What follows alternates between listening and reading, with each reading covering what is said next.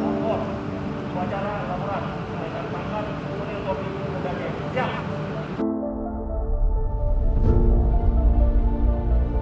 Kenaikan pangkat personil Polri, Polda Aceh, siap dimulai.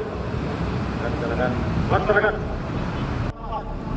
Serta 25 orang peserta mereka berdasarkan keputusan Kapolri nomor 1931 tanggal 22 September 2021 dinaikkan pangkat setingkat tinggi.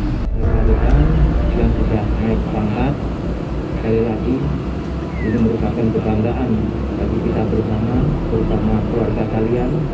Tolong jaga perilakunya.